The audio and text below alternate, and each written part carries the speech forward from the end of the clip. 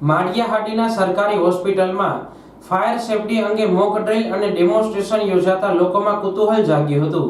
થોડા સમય માટે અફડાતફડી મચી હતી. માળિયાહાટીના સરકારી હોસ્પિટલમાં આગ અકસ્માત જેવી ઘટનાઓ તથા આપાતકાલીન પરિસ્થિતિનું નિવારણ લાવવા માટે ફાયર સેફટી તાલીમ તથા મોક ડ્રીલ યોજવામાં આવી હતી.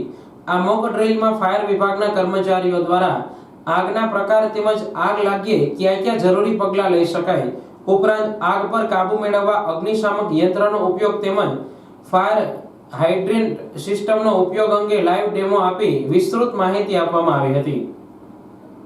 આ મોક ડ્રીલ તથા ફાયર સેફટી તાલીમમાં ફાયર વિભાગના કર્મચારીઓ, હોસ્પિટલના અધિકારીઓ તથા કર્મચારીઓ ઉપસ્થિત રહ્યા હતા. ડૉક્ટર પરમાર, સામૂહિક આરોગ્ય કેન્દ્ર માળિયાહાટીના સુપ્રિન્ટેન્ડન્ટ. આજ રોજ તારીખ 14/6/2024ના રોજ આપણે આપણા માળિયાહાટીના સામૂહિક આરોગ્ય કેન્દ્ર ખાતે લાગેલી ફાયર સિસ્ટમ અને સેફટીની મોક ડ્રીલ યોજેલ છે તથા સિસ્ટમનું ચેકઅપ કરેલ છે. બધું ઓકે જણાઈ આવેલ છે.